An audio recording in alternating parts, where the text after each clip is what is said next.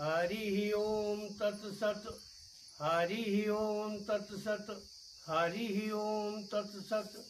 स्वस्ति श्री गणेशाय नमः। स्वस्ति श्री गणेशाय नमः। स्वस्ति श्री गणेशाय नमः। अखिल ब्रह्मांड नायक परमदेव परमात्मा भगवान वासुदेव, आधारभूता राधिका मैया के श्री चरणों में कोट कोट प्रणाम करते हुए आइए हम सब कथा के आगे के प्रसंग में प्रवेश करें। इसके पहले की कथा में आप लोगों ने श्रवण किया कि किस प्रकार आखेट हेतु निकले राजा परीक्षित। प्यासे होने के कारण समीक ऋषि के आश्रम पे पहुंचते हैं, जल की मांग करते हैं, किंतु उस वक्त समीक ऋषि मन प्राण वायु इत्यादि के निरुद्ध हो जाने से निर्विकार ब्रह्म में समाधिस्थ थे। जागृत स्वप्न सुषुप्त तीनों अवस्थाओं से परे तुरीय पद में। यहाँ तुरीय पद का भाव तुरीया से मत लगाइएगा, क्योंकि तुरी और तुरीया में अंतर है। मांडव्योपनिषद में ब्रह्म के 4 पाद बतलाए गए, वैश्वनार, तेजस, प्राज्ञ और तुरीया। तुरीया प्रभु श्री राम को कहते हैं। आगे जब राम कथा सुनाएंगे आप लोगों को, इस तुरीया शब्द की व्याख्या करेंगे। यहाँ पर तुरीय शब्द समझिए। अब ऐसी अवस्था में वो भला राजा परीक्षित के क्या सहयोग कर सकते थे। परीक्षित ने इसे अपनी अवमानना समझी और एक मृतक सर्प जो पास ही पड़ा था ऋषि के कंठ में डाल दिया, मैं रोक दिया। समाचार जब सुना समीक पुत्र संगी ऋषि ने, तो कौशिकी नदी के जल से आचमन करते हुए जहां उस वक्त वो स्नान कर रहे थे, 7वें दिन तक्षक दंश का श्राप दिया। इधर महलों में राजा जैसे आए, सर से मुकुट उतारा, अपने उस अविवेकी कार्य की स्मृति उन्हें हो आई। परमात्मा से प्रार्थना करने लगे कि मुझ पर शीघ्र ही कोई ऐसी विपत्ति आए ताकि जीवन में फिर कभी दोबारा कोई ऐसा अविवेकी कर्म मुझसे न होने पाए।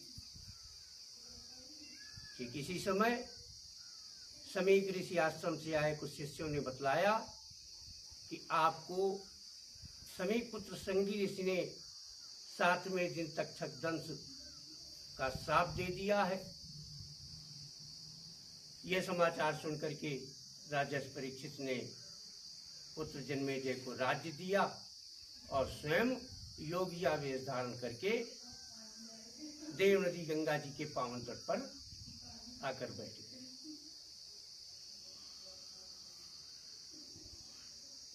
इस प्रसंग को हम सब अनशन व्रत श्री सुखदेव जी के आगमन के नाम से जानते हैं। यह कथा आप पहले सुन चुके हैं। राजा परीक्षित के इस अनशन व्रत को सुन करके बहुत से देवर्षि, ब्रह्मर्षि, अरुणादि राजर्षि व संत जन वहां पर उपस्थित हो गए। अभी ऋषियों से राजर्षि परीक्षित ने 2 प्रश्न ही पूछा था कि तभी वहां पर दिगंबर वेशधारी त्रिगुणातीत सतोगुण रजोगुण तमोगुण से परे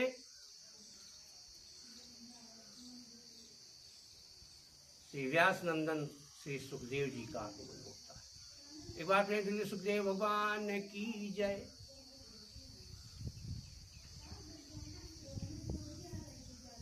परीक्षित इत्यादि समस्त संतों ने श्री सुखदेव जी का आदर सम्मान किया, उन्हें सुंदर आसन दिया। अब वही प्रश्न राजर्षि परीक्षित ने श्री सुखदेव जी से कहा। अतः प्रक्षामि संसिद्धम योगीनां परमं गुरुं पुरुष पुरुषस्य यत् कार्यं म्रियमाणस्य सर्वथा। ईश्वर हमें ये समझाएं कि जीव को सदा सर्वदा क्या करना चाहिए और जिनकी थोड़े ही समय में मृत्यु होने वाली हो उन्हें क्या करना चाहिए। बड़ा सुंदर प्रश्न। तब संपूर्ण वेद शास्त्रों के मर्मज्ञ श्री सुखदेव जी उनका उत्तर देने लगे। उन्होंने कहा कि परीक्षित, मृत्यु का समय नजदीक आने पर जीव को चाहिए कि वो घबराए नहीं। सुंदर स्वच्छ जल से स्नान कर ज्ञान वैराग्य रूपी तलवार से सांसारिक माया मोह के बंधन को काट करके एकांत में आसन लगा।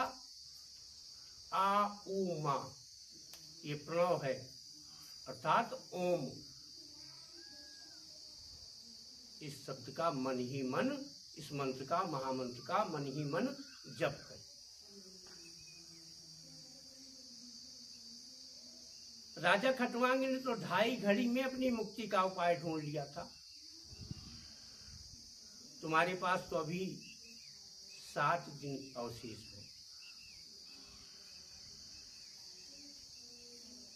अब देखिए, हरिनाम जप की बात तो यहाँ कही गई और बहुत जगह आपको कथाओं में सुनाया जाता है कि नाम जप करो, नाम जप करो, किंतु जप की विधि क्या है ये बहुत ही कम बतलाई जाती है।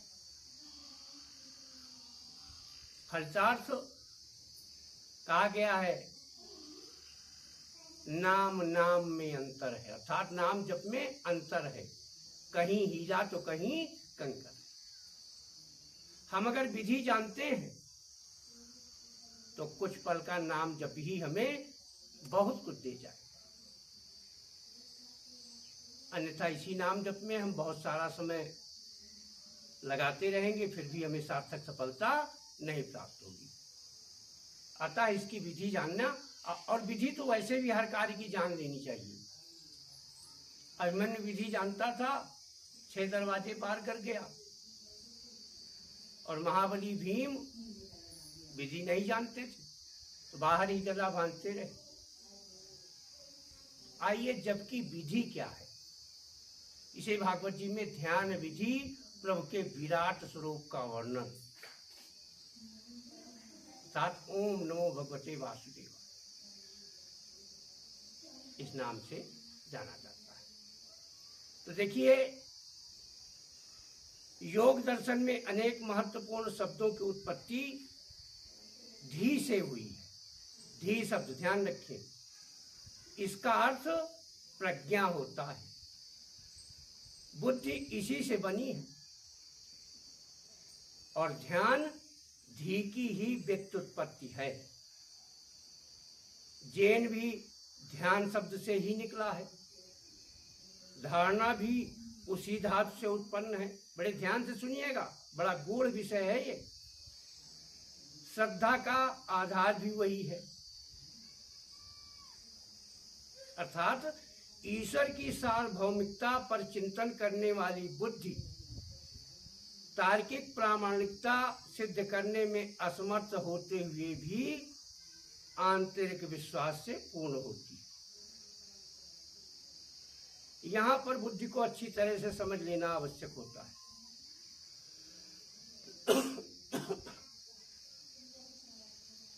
क्योंकि यह बुद्धि विवेक और भाव की समन्वित क्रिया है, जो शुष्क विश्वविद्यालयी ज्ञान से परे है। और योग की सभी प्रणालियों में ध्यान शब्द का विस्तृत योग होता है, परंतु राजयोग में इस शब्द का एक विशेष मूल्य और अर्थ होता है। तो देखिए, राजयोग में ध्यान क्या है?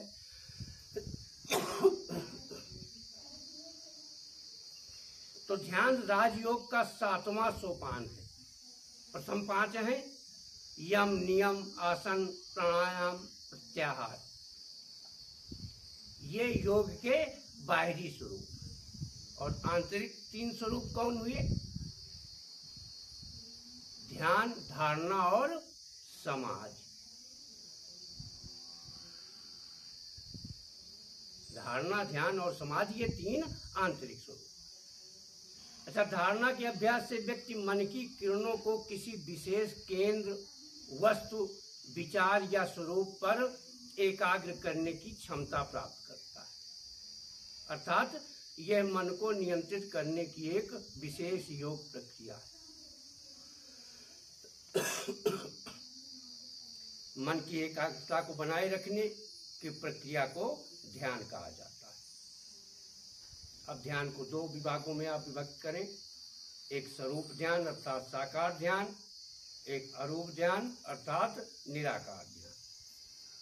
साकार ध्यान, यदि आप किसी भौतिक वस्तु जैसे मोमबत्ती की लौ, गुलाब का फूल, सरिता, विस्तृत सागर, असीम आकाश, सूर्य चंद्रमा की ज्योत्सना, अथवा अपने धर्म के अनुसार ईश्वर के किसी स्वरूप का ध्यान करते हैं तो यह स्वरूप अर्थात साकार ध्यान कहलाता है। और भावनात्मक ध्यान, यदि आप शांति, करुणा, दया, सुंदरता, प्रसन्नता आदि का ध्यान करते हैं तो यह भावनात्मक ध्यान कहा जाता है। और प्रतीक ध्यान किसे कहते हैं? यदि आप स्थूल स्वरूप के माध्यम से किसी प्रतीक का ध्यान करते हैं तो यह आध्यात्मिक अर्थात प्रतीक ध्यान कहा जाता है। अब मंत्र का क्या तात्पर्य? तो मंत्र की एक परिभाषा यह है कि जिसके उच्चारण से हमारे सारे कार्य पूर्ण हो जाएं, वही मंत्र। और दूसरी परिभाषा यह है कि जिसके जपने से जन्म मृत्यु अर्थात पुनरपि जन्मम पुनरपि मरणम पुनरपि जननी जठरे शयनम का चक्कर छूट जाए, वही मंत्र। हाँ, बस ध्यान ये रहे कि जपा सिद्धा जपा सिद्धा जपा सिद्धा न संशय। परमात्मा का ध्यान पूर्ण विश्वास के साथ। एक बात और जान लें कि जप हेतु कोई उंगली के पोर, कोई नाड़ी स्पंदन, कोई माला से दीक्षित हो जाता है, किंतु प्रारंभिक अवस्था में माला को माध्यम बनाना ज्यादा उचित होता है। अच्छा, माला में 108 मनके होते हैं, इनका क्या तात्पर्य? तो देखिए, श्रद्धा, भक्ति और समर्पण की प्रतीक माला के 108 मनके अपने आप में गूढ़ अर्थ संजोए हुए। भारतीय मुनियों ने एक वर्ष में 27 नक्षत्र बतलाए और प्रत्येक नक्षत्र के 4 चरण होते। अब 27 में 4 का गुणा करो, 108 आएगा। ज्योतिष विज्ञान में यह संख्या शुभ मानी जाती है। जैन मत में भी 108 मनके की माला को पवित्र माना जाता है। अच्छा, मन, वचन व कर्म से जो हिंसा आदि पाप होते हैं वे 36 प्रकार के होते हैं। इन्हें स्वयं से करने, दूसरे से कराने या करते हुए को सराहने से ये संख्या 36 का 3 गुना अर्थात 108 हो जाती है। इन 108 पापों, बुरे कार्यों से मुक्ति के लिए इस माला का जप किया जाता है। बौद्ध मत में भी ये संख्या शुभ मानी जाती है। भगवान बुद्ध के जन्म के समय 108 ज्योतिषियों के उपस्थित रहने की बात कही जाती है। बौद्ध धर्म में आस्था रखने वाले देश जापान में श्राद्ध के समय 108 दीपक जलाने की प्रथा है। वस्तुतः माला का प्रयोग मन की एकाग्रता को बनाए रखने के लिए किया जाता है। विद्वानों का मानना है कि जप के माध्यम से मन रूपी मत वाले घोड़े को बस में रखा जा सकता है, जिससे अपार भौतिक व आध्यात्मिक उपलब्धियां प्राप्त हो जाती हैं। माना जाता है कि माला फेरते समय अंगूठे व उंगलियों के मध्य घर्षण से एक प्रकार की विद्युत उत्पन्न होती है, जो धमनियों द्वारा सीधे हृदय चक्र को प्रभावित करती है, जिससे मन स्थिर होता है। शर्त यह कि जब करने वाले के मन का मैल धुला हुआ हो।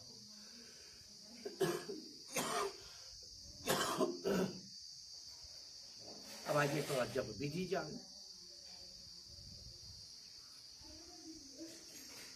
एक बात जान ले कि नाम जप जिसका उतार चढ़ाव श्वास पर है, तो ये आरंभ में माला, उंगली या नाड़ी के स्पंदनों के सहारे कुछ लोग नाम जप के लिए अनुमंडित होते हैं, किंतु शीघ्र ही श्वासों में सूरत प्रारंभ हो जाती है। फिर माला या किसी बाह्य उपकरण की आवश्यकता समाप्त हो जाती है। फिर तो श्वास से ही जपना चाहिए। श्वास कब अंदर गई उसे देखो, कब बाहर निकली उसे देखो, कितनी देर तक बाहर रुकी उसे जानो। फिर तो श्वास अंदर जाने लगे तो उसके द्वारा नाम जपाओ। जानकारी के बिना श्वास खाली न जाए। सूरत को श्वास में लगाओ। श्वास में उठने वाले शब्द को पकड़ो। श्वास नाम को छोड़ कुछ कहती ही नहीं। अच्छा, प्रारंभ में हम सुनने लगेंगे तो नाम नहीं दिखाई देती, सन्न सन्न, साए साए यही सुनाई पड़ेगा। किंतु बैखरी मध्यमा के स्तर के पश्चात पश्चंती का नंबर आते आते ये नाम श्वासों में ढल जाता है। इस प्रकार श्वास के द्वारा जप करना चाहिए, जिसे भगवान श्री कृष्ण ने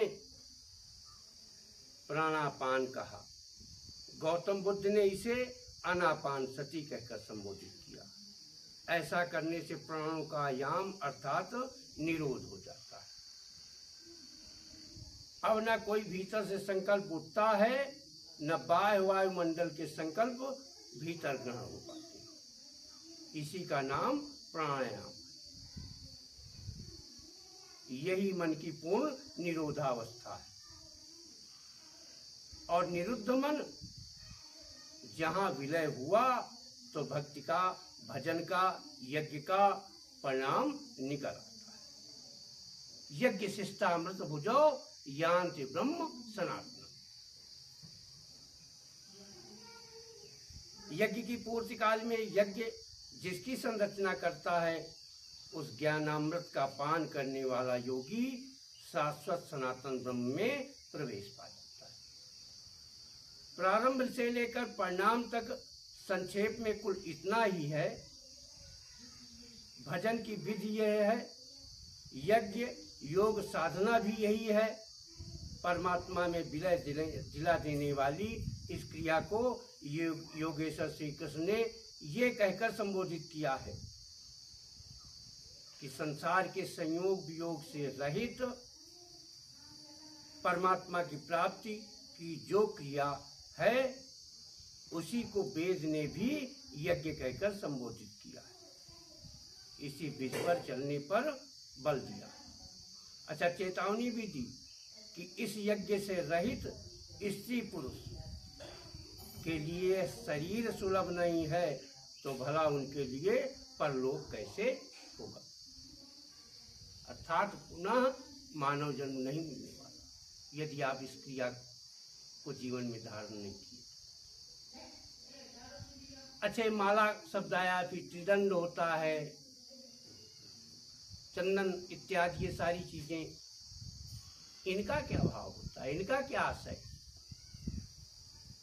तो देखिए, जैन साहित्य में इसका आशय बतलाते हुए एक रोचक कथा आती है।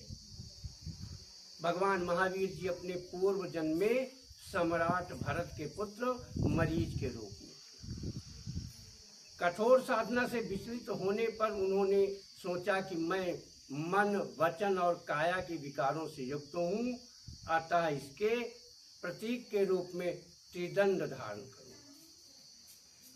मैं तपस्या के शील से सुरभित नहीं हूं, अतः अपनी कमी का बोध करते रहने के लिए चंदन लगाया करूंगा।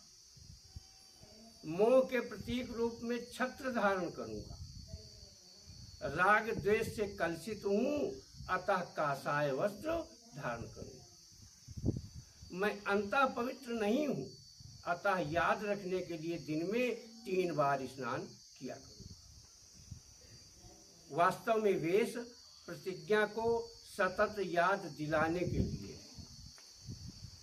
अच्छा, वेश सत्साधन में लगता है, किंतु वेश ही सत्साधन नहीं है। इस वेश में या कुवेश में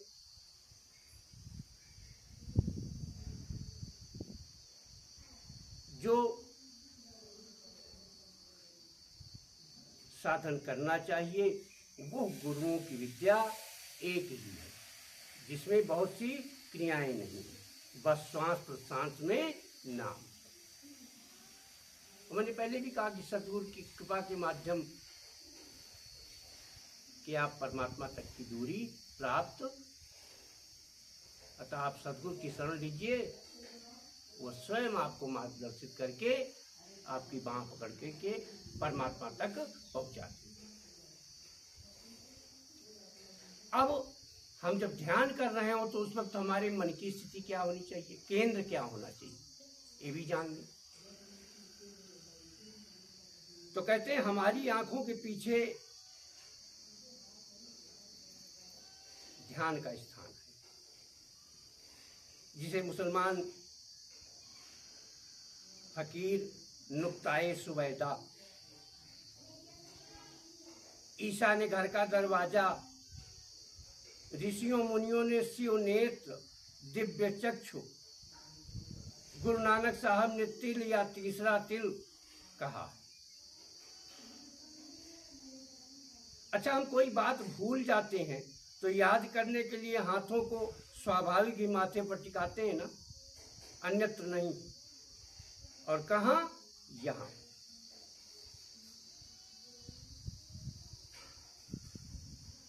आंखों के बीच पीछे के स्थान का हमारे सोचने विचारने के साथ बड़ा गहरा संबंध। यहीं से विचार उतरकर 9 द्वारों के द्वारा दुनिया में फैलते हैं।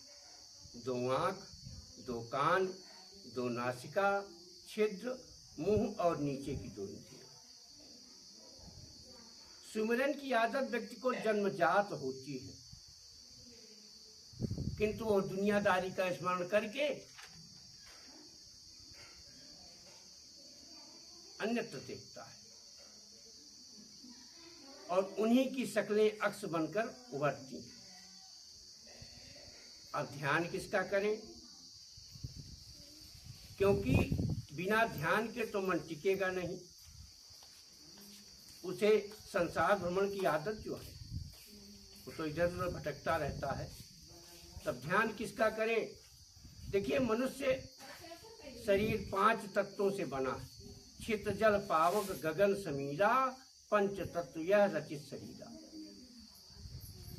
अब तत्वों को दृष्टि से हम रचना को 5 श्रेणियों में बांट सकते हैं। पहला है फल फूल, पेड़ पौधे, सब्जी, जो एक तत्व अर्थात जल प्रधान। दूसरा है सांप बिच्छू कीड़े मकोड़े, जिनमें 2 तत्व पृथ्वी व अग्नि प्रधान। तीसरा पक्षी आदि 3 तत्व हवा पानी और आग। चौथा है जानवर, जिसमें आकाश तत्व छोड़कर शेष सारे तत्व।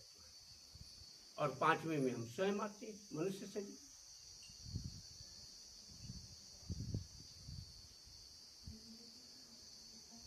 अब मनुष्य का ध्यान क्यों करें? तो देखिए, जैसे कमरे में बहुत से रेडियो रखे हैं,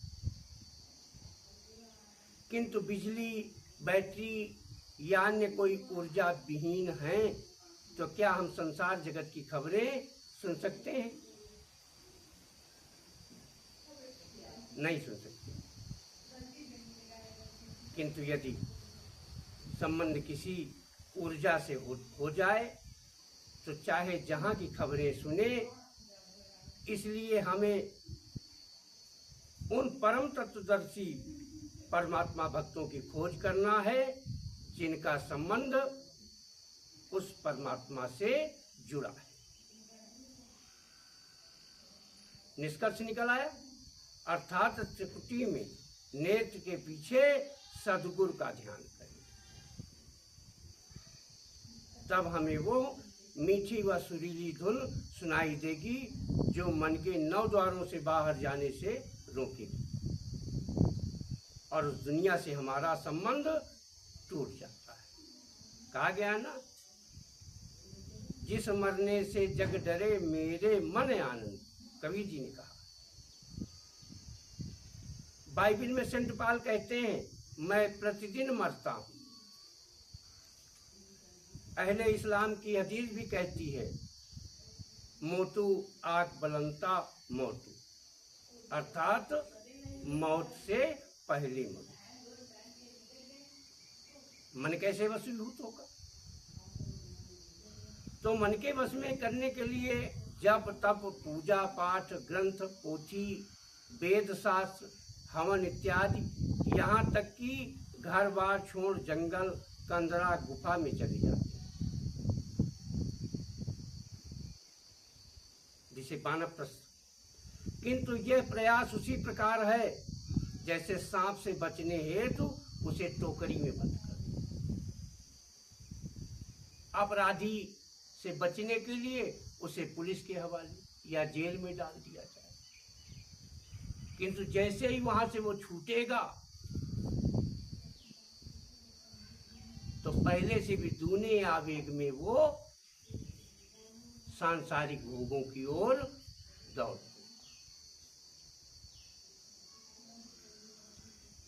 और जब हम मन को सद्गुरु में लगा देंगे, ध्यान उस पर केंद्रित कर देंगे, तो बाह्य जगत से, अभी मैंने बतलाया ना, समीक ऋषि तुरीय भाव में है, संसार के ऊपर उठ चुके, निर्विकार ब्रह्म से समाधिस्थ हो चुके। अब इस जगत से उनका कोई लेना ही देना नहीं। भाई जागृत स्वप्न सुषुप्त 3 अवस्थाएं होती हैं व्यक्ति, लेकिन जब व्यक्ति साधना में लीन होता है, नाम जप में लीन होता है, तो एक चौथी अवस्था प्राप्त। ध्यान में सद्गुरु, संबंध परमात्मा से। ध्यान गुरुपदनक का, लक्ष्य परमात्मा प्राप्त हो जाए। ये थोड़ा सा कठिन विषय था, क्योंकि यदि आप जब की विधि जान गए तो फिर परमात्मा के समीप सद्गुरु को ले जाने में बड़ी सरलता मिलेगी। और सद्गुरु आपको पहले ही इन सब विषयों के विषय में अनुबंधित कर देता है। उसी के सहारे हम इस भवसागर की नैया को पार करके परमात्मा के शरणागत हो जाते हैं। शेष प्रसंग अगले भाग में। एक बार पुनः निवेदन, कथा श्रवण करने वाले सीखने वाले दोनों के लिए निःशुल्क व्यवस्था, संबंधित नंबरों पे आप संपर्क करके इसका लाभ उठा सकते हैं। जय श्री राधे, जय श्री।